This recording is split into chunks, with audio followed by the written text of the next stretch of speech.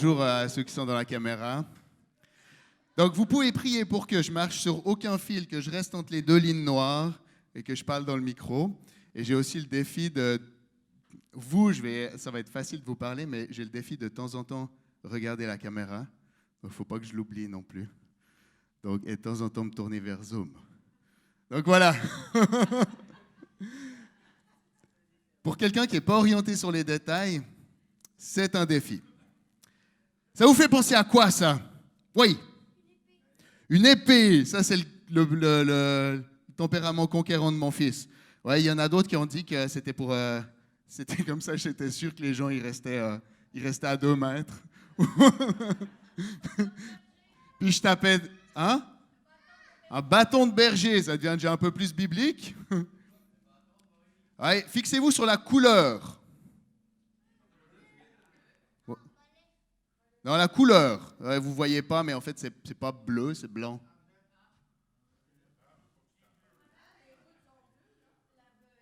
Oui! Alors, Joachim, tu peux venir ici. Donc, c'est une canne pour aveugle. C'est un balai, mais on va dire que c'est une canne pour aveugle. Joachim, tu es aveugle depuis ta naissance. OK? Aveugle depuis ta naissance. Ça veut dire que tu ne vois pas toutes les belles personnes qui sont là. Tu peux les entendre, mais tu ne les vois pas. Tu ne vois pas tout ce qu'il y a autour, tu ne vois pas dehors les arbres, et puis tu ne vois rien de tout ça. Mais tu es quand même quelqu'un d'heureux, parce que dans le fond, tu n'as toujours connu que ça. Tu as toujours connu de voir du noir. Par contre, tu entends des bruits, tu as des amis. Donc, ta vie, toi, tu trouves qu'elle est quand même pas mal bonne. Mais voilà qu'il y a un monsieur. Yanis, tu peux venir. Je fais exprès de prendre Yanis parce que comme ça, on reste dans la même fratrie. Tu peux enlever ton masque aussi. À moins que Jésus, peut-être, était masqué, on ne sait pas. Donc, là, tout d'un coup, il y a Jésus tu rencontres Jésus. Puis Jésus, il prie pour toi. Et puis, qu'est-ce qui se passe? Il te dit, Jésus, il rencontre un aveugle de naissance. Il prend de la boue par terre. Il crache dans la boue. Il fait une petite pâte avec. Il met la petite pâte sur les yeux. Puis après, il dit à l'aveugle, va aller te laver dans la fontaine qui s'appelle Siloé. Puis la Bible, elle nous précise qu'elle s'appelle Siloé parce que Siloé, ça veut dire envoyé, celui qui est envoyé. Donc, l'aveugle, qu'est-ce qu'il fait? Il va aller se laver avec sa canne à tâtons. Et là, on va dire que, super, il est arrivé à Siloé, entre les deux lignes, et il se nettoie la face. Et qu'est-ce qui se passe? Malade! Qu'est-ce qu'il fait? Il voit. Mais là, il n'a pas changé d'endroit. Il est toujours au même endroit. Mais il regarde, puis tout d'un coup, il voit Daniel. Tout d'un coup, il voit une caméra. Qu'est-ce que tu vois d'autre? Je vois Sarah. Ah, puis ça serait dommage de la manquer. Est-ce qu'elle est belle? Oui. Elle est belle. Qu'est-ce que tu vois d'autre? Je vois mon petit frère. Il est où ton petit frère? Il est derrière. OK. Qu'est-ce que tu vois d'autre? Je vois plein de personnes. Plein de personnes. Est-ce que c'était plate de manquer tout ça? Oui. Mais quand tu étais aveugle, tu ne le savais pas, dans le fond. Non. Alors, il était aveugle de naissance. Mais quand il a vu, quand il a ouvert les yeux, il y a plein de choses. Il était à côté tous les jours, mais il ne les voyait pas. Est-ce que c'est le fun d'être guéri quand on est aveugle? Qu'est-ce que vous pensez, les enfants? Quand on est aveugle, est-ce qu'on a envie d'être guéri? Oui. Si l'aveugle, il avait dit « Moi, je ne suis pas aveugle », est-ce qu'il aurait eu envie d'être guéri? Non. Donc, pour être guéri, il faut déjà qu'il reconnaisse qu'il est aveugle. Il aurait pu dire « Moi, non, c'est normal, tout le monde voit du noir ». En fait, ce n'est pas du noir pour lui, c'est du normal, c'est du, parce qu'il l'a toujours vu. Donc, première chose qui est importante, c'est de savoir qu'on est aveugle. Alors, on va vous dire bye les enfants, mais j'aimerais surtout que vous rappeliez d'une chose. Écoutez-moi bien, tous. De guérir l'aveugle, c'est ce que Jésus il fait avec nous. Puis c'est ça qu'on va parler avec les adultes. Parfois, on n'est pas aveugle de nos yeux, mais on est aveugle des yeux de notre cœur. Et Jésus nous guérit. Est-ce que c'est mieux guéri ou est-ce que c'est mieux aveugle? Guéri. Est-ce que vous avez envie d'être guéri?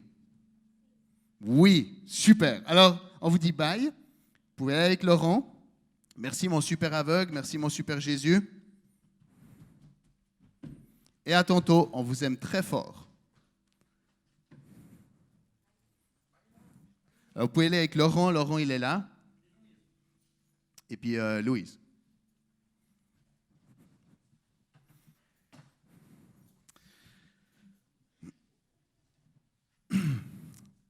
Je vais vous continuer l'histoire. Donc, l'aveugle, il était aveugle de naissance. Un jour, Jésus passe, il le guérit. Et là, tout d'un coup, il voit. Ensuite, Jésus, il le laisse aller. Il va voir les pharisiens. Donc, il va au temple, il va se montrer. L'histoire, elle est dans Jean au chapitre 9.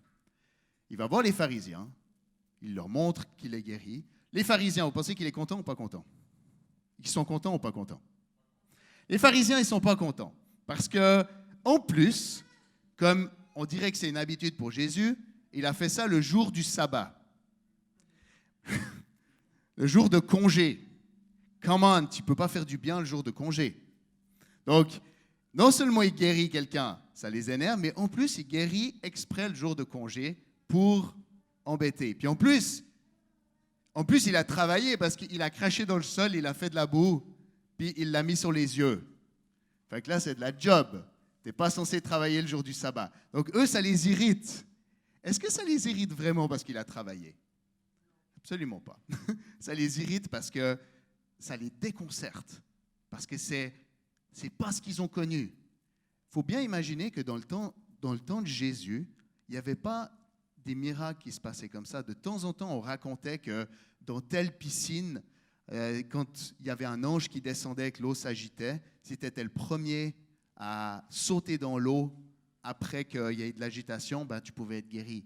Donc de temps en temps, il y a des choses qui arrivaient. Mais pour eux, spécialement pour les pharisiens, d'avoir quelqu'un qui fait des miracles, quelque chose qu'on ne peut pas expliquer. D'ailleurs, l'aveugle, il dit, mais ça ne s'est jamais vu quelqu'un aveugle de naissance qui a recouvré la vue, qui a été guéri. Donc, c'était quelque chose de nouveau. Puis ça les déconcertait parce qu'ils se sont dit, nous, notre système qui fonctionne bien, là, il y a quelque chose qu'on ne peut pas maîtriser. Il y a une force qu'on ne peut pas maîtriser. Les pharisiens, c'était des gens qui avaient dédié toute leur vie à étudier la loi de Moïse. Pas nécessairement parce qu'ils étaient des mauvaises personnes. Ils avaient entendu que c'est comme ça que tu connaissais Dieu. Donc, pour eux, le plus important, c'était d'étudier. Mais bien sûr, il y avait aussi, plus tu savais, plus tu avais de place dans la société. C'est-à-dire, plus tu avais les meilleures places aussi, même partout dans les grands dîners, dans les grands repas de gala, il y avait les places d'honneur, puis il y avait les places moins honorables. Mais si tu étais quelqu'un de connu, un pharisien qui était comme un peu un chef chez les pharisiens, ben, tu avais une meilleure place, comme plus au centre. Comme quand vous allez dans un mariage puis que vous êtes à la table des mariés, vous êtes comme, ah, moi je suis à la table des mariés. Salut, tu les connais d'où? Ouais, moi je suis à la table des mariés. Donc, c'est un peu ça l'idée, ok? Ils sont dans les meilleures places. Donc, eux, ils avaient investi leur vie. Je ne sais pas si vous avez écouté le message il y a une semaine, j'avais parlé de Nicodème. Nicodème, c'est ça, il avait dédié sa vie à s'assurer d'avoir des bonnes places. Pour lui, prendre du temps dans la loi, il s'assurait une vie, une belle vie, une bonne vie. Et là, il y a Jésus qui arrive, qui fait des miracles, puis qui est en train de tout shaker leur affaire. Il s'était fait une vie solide, et puis là, tu as Jésus qui arrive, puis qui shake tout ça. Il vient de nulle part, c'est l'ami des pêcheurs, pas juste des pêcheurs qui jettent des filets, mais des pêcheurs qui qui sont des prostituées, qui sont des collecteurs d'impôts, qui sont des voleurs. Donc, Jésus était l'ami de ceux-là, puis en plus, il guérit. Donc là, eux, ça les énerve. Alors, ils disent, nous, on connaît Moïse, hein, mais Jésus, on ne le connaît pas. Et puis, l'aveugle, il dit, comment ça, vous ne le connaissez pas? Pourtant, vous devriez, quelqu'un qui a guéri un aveugle de naissance, ça, je ne l'ai jamais vu, c'est malade, vous devriez le connaître. Et là, il se fâche et il le jette dehors. Donc, le mec, il vient d'être guéri, il le jette dehors. Heureusement, Jésus, il apprend ça, parce qu'il était encore en ville, à Jérusalem, et puis il se débrouille pour retrouver l'aveugle. Et puis, on va lire ce qui suit.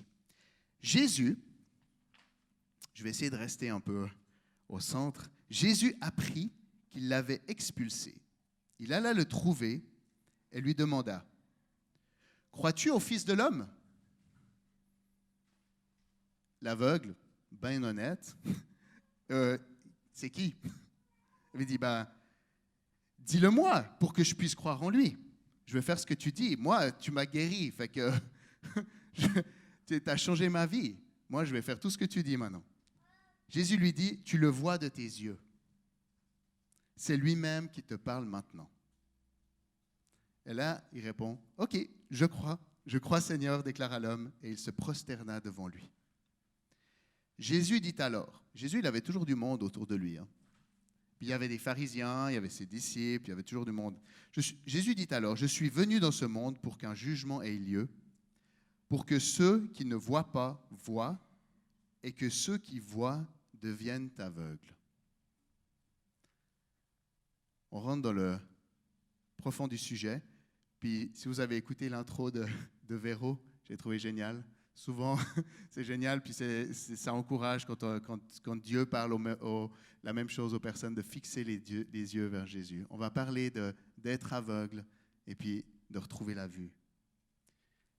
Pour ceux qui ne voient pas, pour que ceux qui voient ne voient pas et que ceux qui ne voient pas voient. Les pharisiens qui se trouvaient près de lui entendirent ces paroles et ils lui demandèrent, serions-nous par hasard, nous, les pharisiens, aussi des aveugles? On n'est pas comme les pécheurs, parce qu'ils croyaient que ceux qui étaient aveugles, ceux qui étaient malades, ceux qui étaient handicapés, c'était parce qu'ils étaient des pécheurs. Hein, c'était une punition divine, c'était dans leur système de pensée. Donc nous, les pharisiens, on est le haut de la société, on est des bonnes personnes. Nous aussi, on serait des aveugles. Jésus, je comprends que tu dises que tous ces mécréants autour de toi sont des aveugles, mais là, tu t'adresses à nous aussi. Qu'est-ce qu'il leur répond, Jésus? Si vous étiez de vrais aveugles, leur dit Jésus, vous ne seriez pas coupables. Mais voilà, vous prétendez que vous voyez. Aussi, votre culpabilité reste entière. Dites-vous, votre problème, votre problème, c'est pas tant d'être aveugle, mais c'est de croire que vous n'êtes pas aveugle. Et puis, c'était ça leur gros problème. Alors, quand on lit des histoires, je ne sais pas si vous avez grandi dans l'Église, moi j'étais un enfant, chaque fois que j'entendais parler des pharisiens, j'étais comme, eux c'est les méchants, bouh, bouh, les pharisiens. Puis c'était assez facile de me dire que j'étais pas un pharisien. Hein, le pharisien, il avait une longue barbe, c'était un monsieur qui en plus marchait en robe, et puis il représentait tout ce que j'aimais pas. C'était facile de jeter la pierre aux pharisiens. On va voir si on est concerné aussi par ce que Jésus dit aux pharisiens.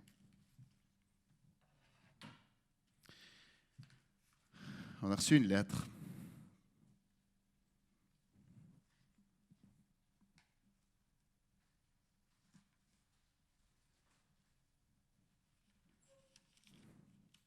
Est-ce qu'il y a quelqu'un qui aimerait venir lire cette lettre?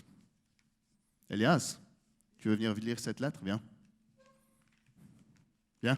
Je profite que tu es de la famille, comme ça on peut garder pas de masque. Ouais, tu mets ton masque pour venir, puis après tu l'enlèves pour venir lire.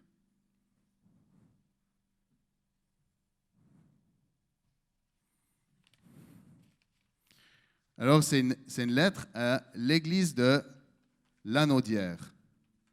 Non, excuse, pas Lanaudière.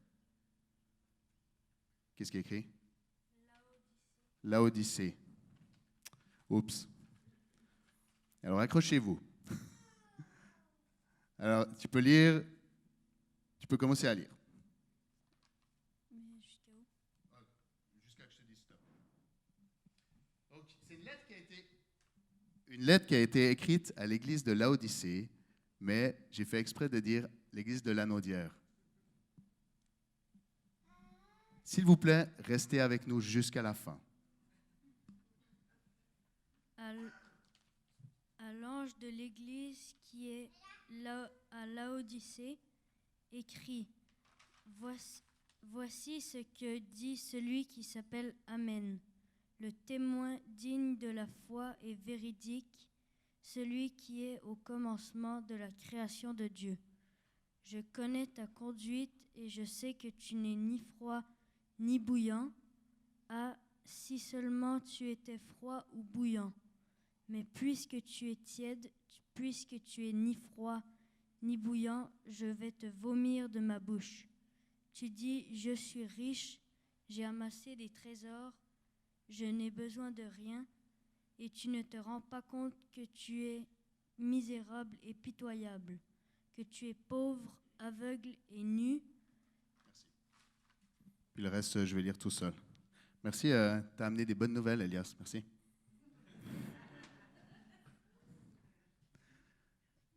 Pour ceux qui connaissent les lettres aux églises, je suis sûr que quand ils ont entendu le mot Laodicée, ils étaient comme... Alors, je ne parle pas comme prophétiquement ce matin, mais ce que l'ange dit, ce que Dieu dit à l'église de Laodicée, c'est des choses qu'il pourrait nous dire à nous. Et je ne dis pas ça, comme je dis, parce que Dieu, il veut faire peser un poids. Et je vous encourage vraiment à rester jusqu'à la fin de la lettre, parce qu'on va découvrir le cœur de Dieu dans cette lettre. Donc, Dieu s'adresse aux églises. Et à l'église de Laodicée, il lui dit, tu es aveugle. Mais ton problème à toi, c'est que tu crois que tu es riche. Tu crois que tu sais tout. Tu crois que tu es fine. Mais en réalité, tu es aveugle. Donc, il n'y a pas juste les pharisiens. Ça peut être aussi l'église. Ça peut être des gens qui sont croyants depuis 35, 40 ans, qui sont aveugles. Et aveugle, ça représentait de ne pas connaître Jésus. Aveugle, ça représentait de... C'est comme l'aveugle de naissance. Il y a le monde que tu connais autour de toi, il y a les choses que tu connais, mais il y a le monde, ce que Dieu nous ouvre les yeux, c'est comme on peut vivre sans, pour la simple et bonne raison qu'on ne le connaît pas. Le monde spirituel. Il y a plein de choses, et spécialement, si vous avez remarqué, mais quand on a des périodes de stress comme le COVID, le confinement, on revient aux choses qu'on connaît, aux choses qu'on est sûr, aux choses qu'on s'accroche à ce qui est sûr. On se dit, mais peut-être que ce que je croyais dans mon cœur par rapport à Dieu, peut-être c'est pas si sûr que ça. Est-ce que vraiment Dieu est là avec moi?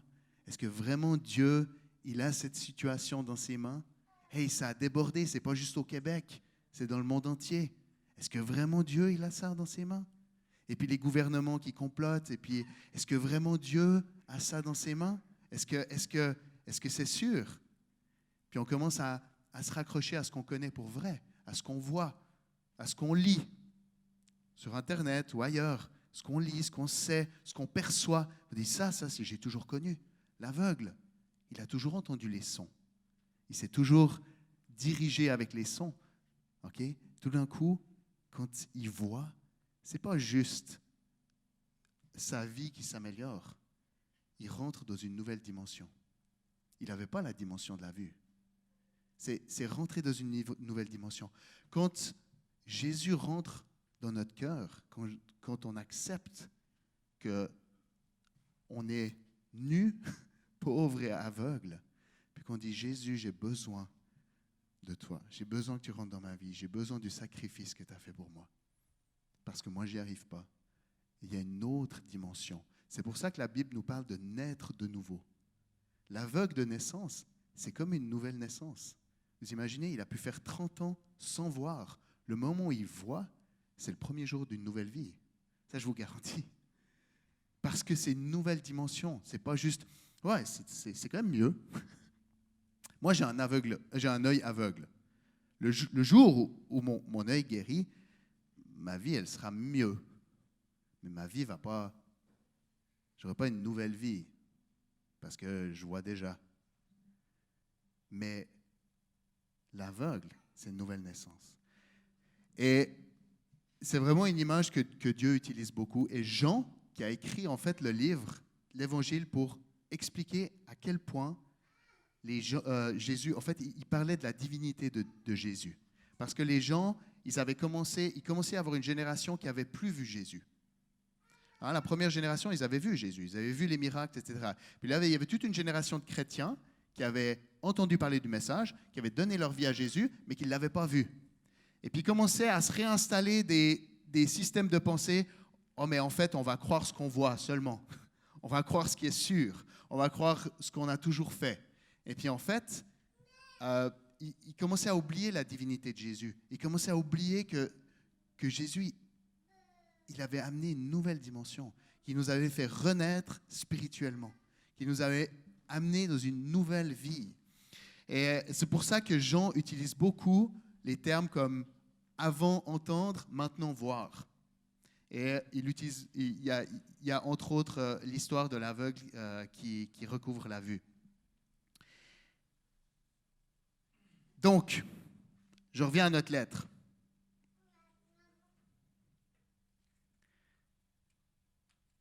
Mais puisque tu es tiède, puisque tu es ni froid ni bouillant, je te vomirai de ma bouche. Est-ce que vous saviez que ce verset existait dans la Bible? Oui, hein? Est-ce qu'on aime le faire lire le dimanche matin? Non. Est-ce que c'est une lettre qui parle de l'amour du Père? Moi, je ne sais pas. Je vais te vomir de ta bouche, de ma bouche. C'est vrai qu'un repas tiède, je pense spécialement du coke. Bon, le coke chaud, c'est pas bon. En gros, bouillant, ça représentait, j'ai donné ma vie à Jésus. J'ai reconnu ma pauvreté. J'ai reconnu que sans lui, je ne peux pas. J'ai reconnu que je suis pécheur. J'ai reconnu, j'ai dit, Seigneur, je ne peux pas. Je ne suis pas capable. Je ne suis pas capable avec mes addictions. Je ne suis pas capable avec ma critique. Je ne suis pas capable avec mon cœur. Je ne suis pas capable. Je suis pas capable. Seigneur, je suis pauvre. Viens, aide-moi. Comme Pierre qui dit, je suis pécheur. Et puis là, Dieu vient et il rentre en toi. Le Saint-Esprit qui fait... Puis tu deviens bouillant. Puis, il y a froid. Froid, c'est comme I don't care. Je m'en fiche. Ou je ne suis pas au courant. Ce que je sais, c'est que je veux ma vie tout seul. Je suis bien correct. Et puis, il y a au milieu. Maintenant, quand tu es froid, est-ce que Jésus il dit que c'est une meilleure place d'être froid que d'être tiède? Pourquoi? Parce que quand tu es froid, tu peux toujours ouvrir les yeux à un moment donné. Quand tu es froid, tu peux toujours réaliser que tu es froid.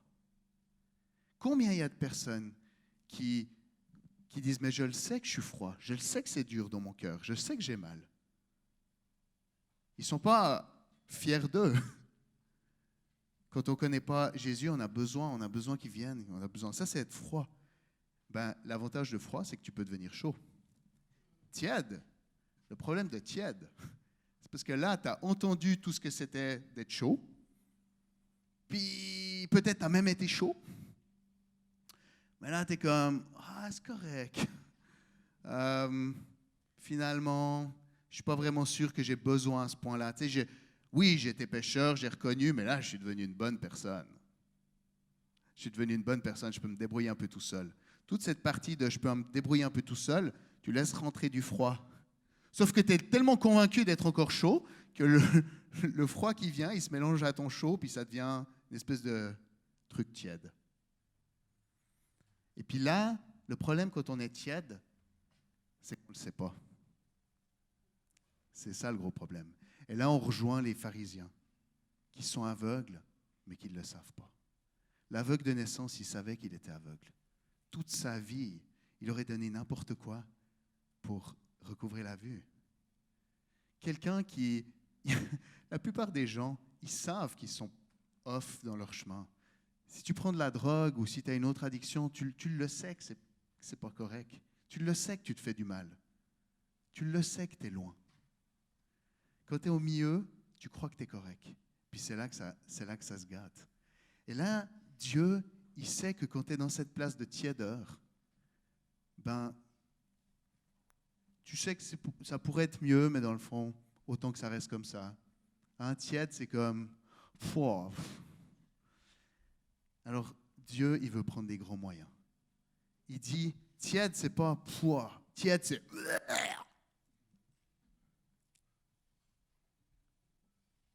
C'est pas... Dieu nous a créés, Dieu nous aime. C'est pas à nous qui dit qu'on est profondément comme ça. Mais dit là, être tiède, là, il veut être sûr qu'on ait compris. Parce qu'il sait que les tièdes, c'est comme on a déjà tout entendu. On a entendu tous les messages. On les connaît. Fait qu'on a appris à faire prout, prout. C'est comme la première fois que tu entends une nouvelle, quelque chose de nouveau, qui est atroce. Tu dis « Ah !» Et après la 3e, 4e fois, tu es comme « Ah !» Parce que tu t'es habitué. Et puis, Jésus parle de ça. Ça s'appelle endurcir nos cœurs. On s'habitue, on s'habitue, on s'habitue. Et puis, dans cette lettre, Jésus dit, habituez-vous pas. Il dit la tièdeur. Mais comme quand on dit à nos enfants, ton comportement, mais toi je t'aime. Il continue sa lettre. Alors, on va continuer la lettre.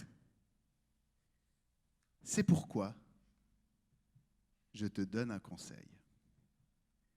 Achète, c'est la même chose, je l'ai là, puis je l'ai là. Achète chez moi de l'or purifié au feu pour devenir réellement riche.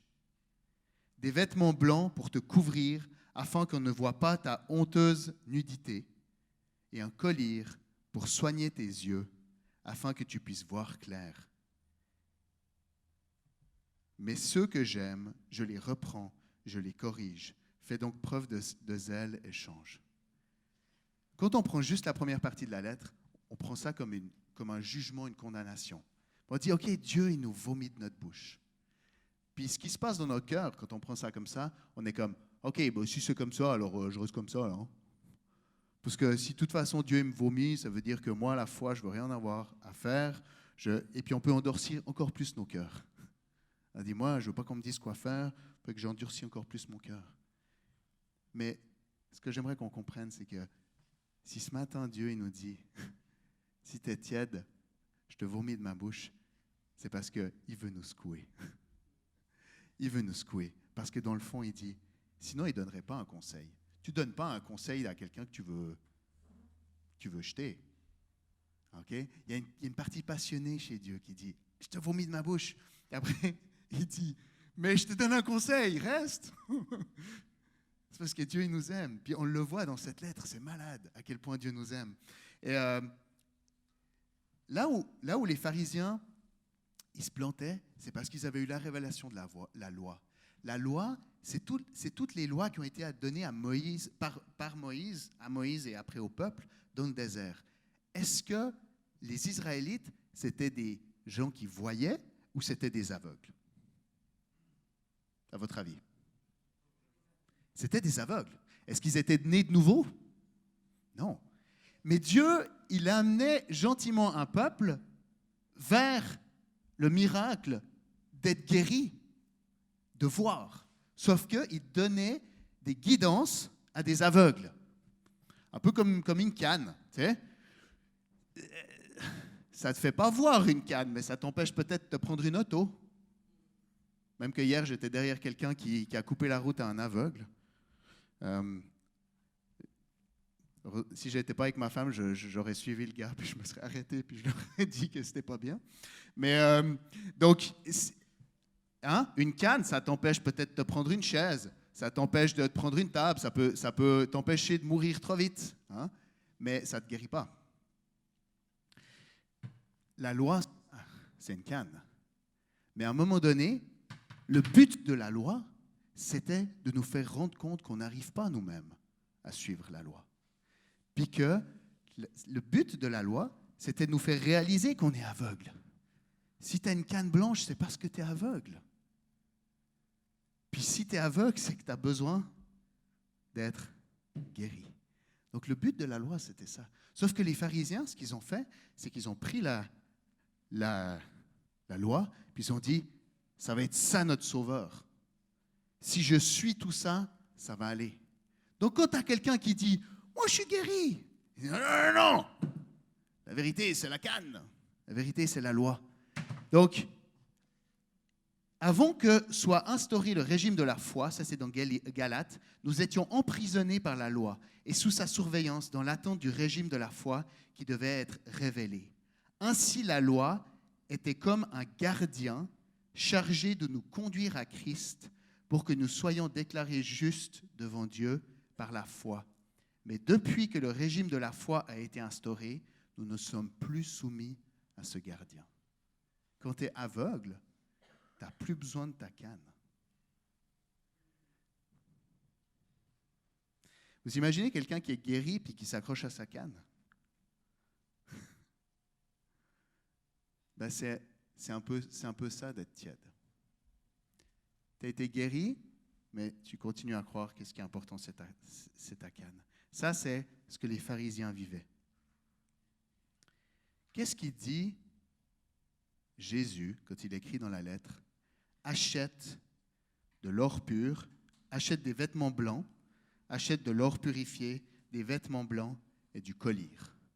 Il dit, je te donne un conseil, achète-moi 3 choses. Achète-moi 3 choses. L'or purifié, il y a un verset qui en parle dans Pierre, où il dit que les épreuves, elles éprouvent notre foi, comme de l'or qui a besoin d'être chauffé pour être purifié, pour devenir de l'or. En gros, il dit, demande-moi une foi qui tienne dans les épreuves. Demande-moi une foi qui tienne dans les épreuves. Demande-moi ça. Dis-toi pas que tu peux te débrouiller tout seul. Demande-moi une foi qui tienne dans les épreuves. La deuxième chose, il dit, achète-moi des vêtements blancs. Alors, comment est-ce qu'on peut acheter quelque chose à Dieu? En faisant des bonnes actions? Nope. Il y a un endroit dans la Bible qui dit que si tu te présentes avec ta propre justice, en disant « Regarde ce que j'ai fait, regarde ce que je mérite », pour Dieu, ça ressemble à un sous-vêtement souillé. Pas juste un sous-vêtement, mais un sous-vêtement utilisé. Je vous laisse imaginer l'image tout seul, je n'ai pas pris d'image. Je me dis que ça peut peut-être être assez graphique. Vous faites l'exercice tout seul. Donc, ce n'est pas ça. Ce n'est pas « check, je le mérite ». C'est à cause de qui tu es, à cause de ce que tu as fait pour moi, parce que tu as pris la place pour moi, parce que toi-même, tu as tenu dans toutes les épreuves de ta vie, jusqu'au point de mourir sur la croix, alors qu'à n'importe quel moment, tu aurais pu faire ça et arrêter ce qui t'arrivait. À n'importe quel moment, Jésus aurait pu faire ça et arrêter ce qu'il faisait. Mais il a tenu jusqu'au bout, parce qu'il savait que son Père l'attendait au bout. Il avait foi en son Père. Parce que Jésus a eu foi toute sa vie, parce qu'il a pris notre place et puis qu'il peut nous donner la sienne, sa place à lui, c'est quelqu'un qui a eu foi toute sa vie. Donc demande-moi, en gros Jésus il dit, demande-moi ma foi. Demande-moi la foi que moi j'ai. Deuxième chose, il dit, demande-moi des vêtements blancs. À cause de ce que Jésus a fait, parce qu'il a pris notre place avec des vêtements souillés. Il a pris tout notre péché, parce qu'il a pris cette place-là, il peut nous donner la sienne, des vêtements blancs. C'est-à-dire être racheté, c'est-à-dire de ne plus avoir la culpabilité qui nous garde tièdes. La raison que souvent qu'on reste tiède, c'est qu'on n'a pas vraiment envie de se rapprocher de Dieu parce qu'on n'a pas envie qu'il voie vraiment ce qu'il y a au fond. Hein? On est correct avec la partie chaude qui est restée au-dessus, mais la partie froide, hein, on sait que le froid ça tombe puis le chaud ça monte. La partie froide, on n'a pas trop envie que ça soit vu. Hein, on préfère qu'on reste là. Achète-moi des vêtements blancs, il dit. C'est-à-dire, moi j'ai payé pour ça. J'ai pris ta place. Demande-moi. Ouais, mais je t'ai déjà demandé pardon plein de fois. Jésus, il dit, c'est ce que j'aime faire, te donner des vêtements blancs. Constamment renouveler ta blancheur, c'est ce que j'aime faire. C'est pour ça que je suis mort et ressuscité. Il y a Spurgeon qui dit, je ne suis pas du mot à mot, mais il dit quelque chose, il dit, si vous aimez pécher, il dit, ou vous avez de la peine, en tout cas, vous tombez à chaque fois, il dit, Dieu, il aime encore plus vous pardonner. Donc, il n'y a rien qui fait face à combien Dieu nous aime et combien il veut à chaque fois nous redonner des vêtements blancs ou relaver nos vêtements. Pourquoi est-ce qu'on s'en prive? Une des raisons, c'est parce qu'on trouve qu'ils ne sont pas si laids que ça. Gris pâle, c'est correct. C'est gris pâle, c'est pas noir. La dernière chose, il dit, puis là on arrive au cœur de ce que j'aimerais nous encourager à vivre. La dernière chose, il dit, achète-toi, est-ce que vous vous rappelez? Un collier pour soigner tes yeux afin que tu puisses voir clair. Si tu n'as jamais connu Dieu, si tu n'as jamais connu cette nouvelle naissance, tu es aveugle. Et Dieu, il veut te guérir. Par contre, si tu as connu Dieu, tu peux de nouveau devenir un peu comme aveugle, comme si tu as des choses sur les yeux. Et puis, il te faut un collier pour t'enlever ça. OK? Simplement, il faut le reconnaître. Hein? Désolé pour l'expression, mais quand tu as de la dans les yeux, des fois, tu ne le vois pas toi-même. Quand tu as de la plein les yeux. Donc, demande-moi un collier. Reconnais que tu as besoin, demande-moi un collier. C'est quoi le collier? Donc, on a vu, l'or purifié, c'est une foi éprouvée. C'est la foi de Jésus en son Père. Les vêtements blancs, c'est le sacrifice de Jésus, Jésus qui nous pardonne. Le collier, il y a un verset qui parle de ça. C'est au sujet de ceux qui vous entraînent dans l'erreur que je vous écris ces choses. Quant à vous, l'esprit dont vous avez été oint par Christ demeure en vous. Vous n'avez donc pas besoin que vous instruise, car cet esprit dont vous avez été oint vous enseigne tout. Il est véridique, il ne ment pas. Restez donc attachés à cet enseignement tel que vous l'avez reçu. Jésus, il parle du Saint-Esprit. Il dit, vous avez besoin de l'esprit de vérité. Vous avez besoin de celui qui a vu Dieu, parce que c'est l'esprit de Dieu. Vous avez besoin de ça pour voir les choses comme moi je les vois. Parce que sinon, au fur et à mesure, on a du caca qui vient dans les yeux. Et ça peut arriver spécialement quand on est en temps de pandémie, quand on est éloigné les uns des autres. Il y a comme des idées qui viennent, comme des choses qu'on entend, des insécurités qui remontent. Puis, non, c'est pas correct, mais c'est normal. Et puis, c'est comme des choses qui viennent nous boucher les yeux. Puis, quand la première fois Jésus il vient, il transforme ta vie, tu vois Jésus, tu es comme, il peut tout faire. Waouh! Puis tu regardes à Jésus, comme le premier chant nous disait. Mais petit à petit, tu commences à de nouveau t'habituer. Tu commences à regarder d'autres choses. Tu commences à croire d'autres choses. Puis c'est comme des choses qui viennent dans tes yeux, petit à petit. Puis là, il nous dit, tu as besoin de celui qui voit. Tu as besoin de celui qui est témoin. Vous vous rappelez comment il s'est présenté, celui qui parle, qui écrit la lettre? Il s'est présenté comme ça. À l'ange de l'église qui est à Laodicée, écrit, voici ce que dit celui qui s'appelle Amen, le témoin digne de foi et véridique. Jésus, il a vu Dieu. Constamment, il en parle.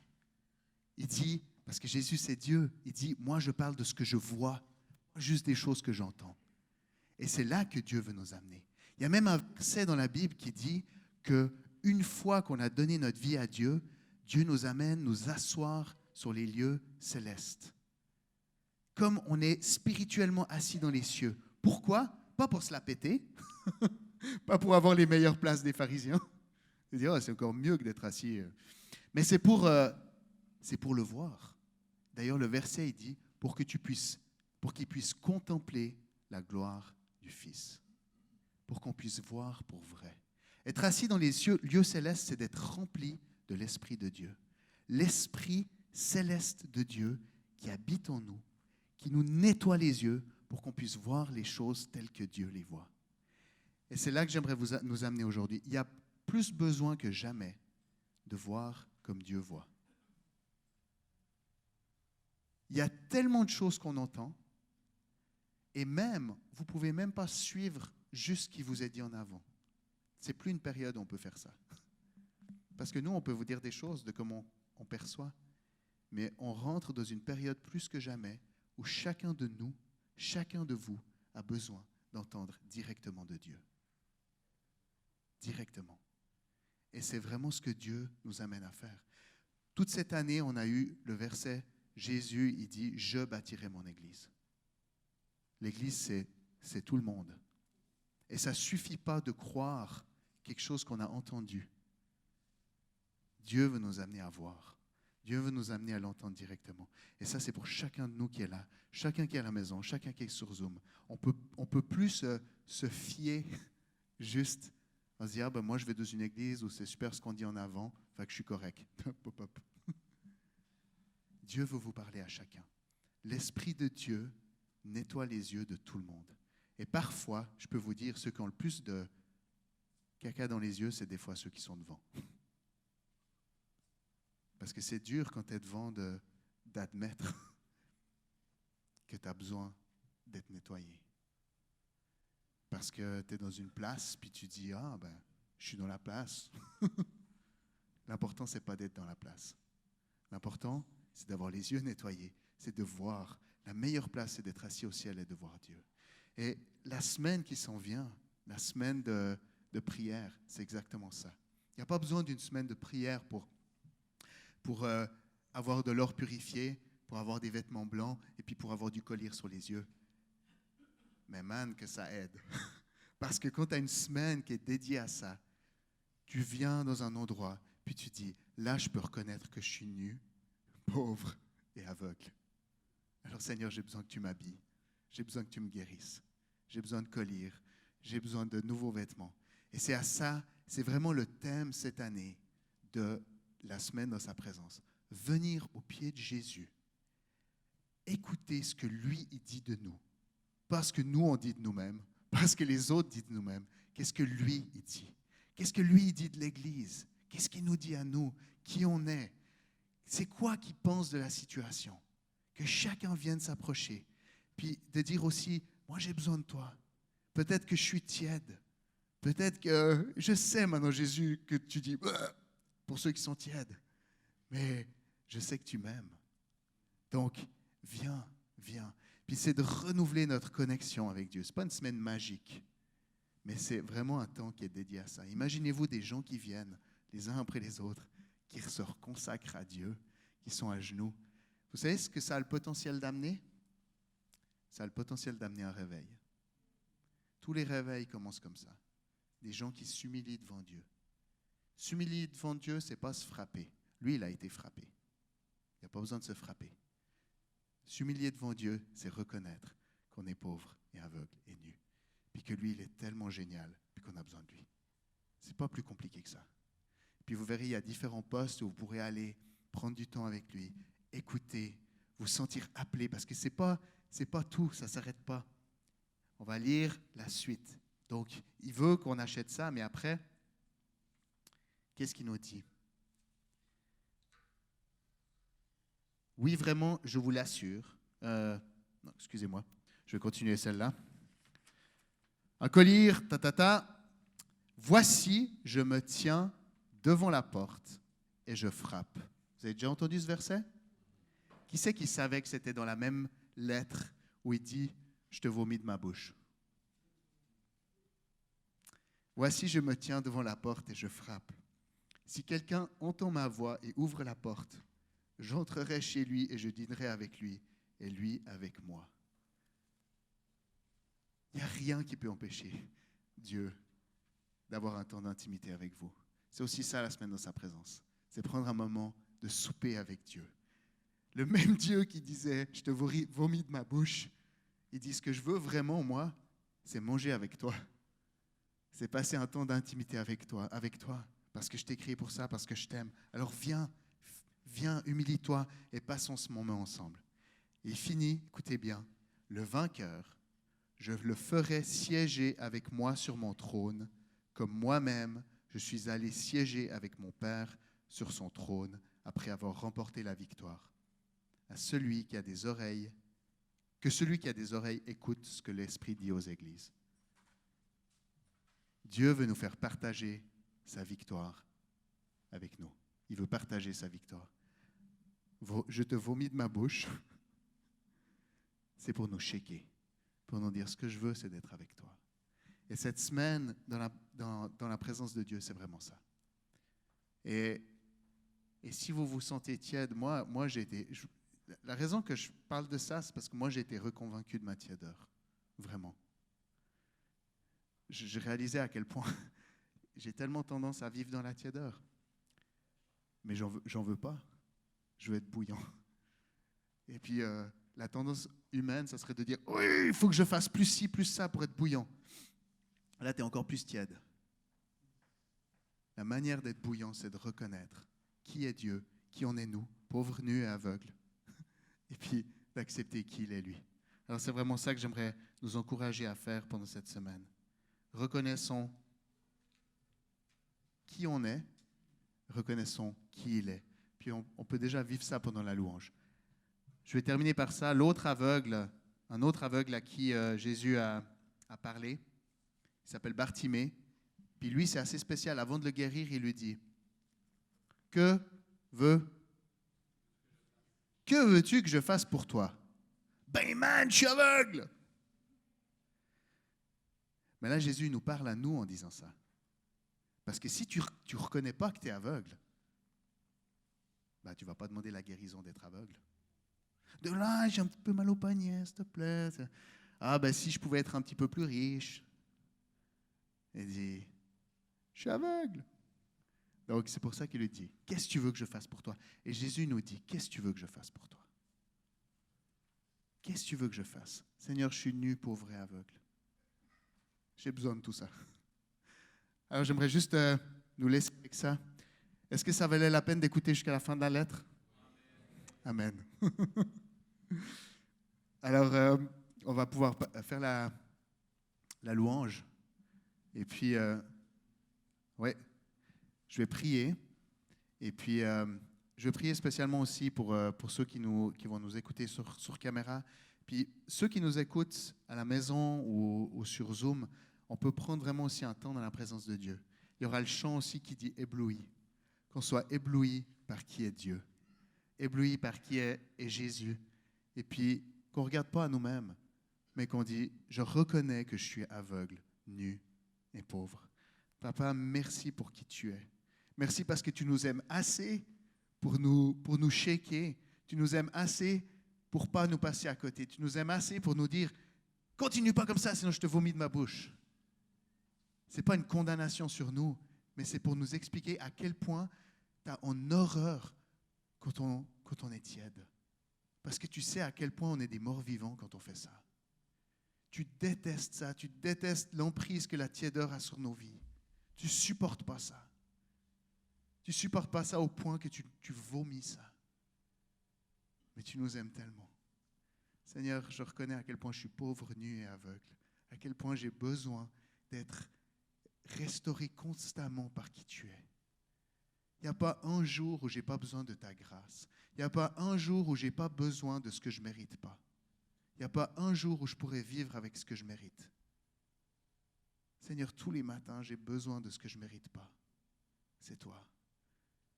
J'ai besoin de ces habits, j'ai besoin de ta foi en moi. J'ai besoin de toi, Saint-Esprit, qui nettoie mes yeux, qui m'enseigne, qui m'explique tout. Merci parce que tu nous as déjà pardonné.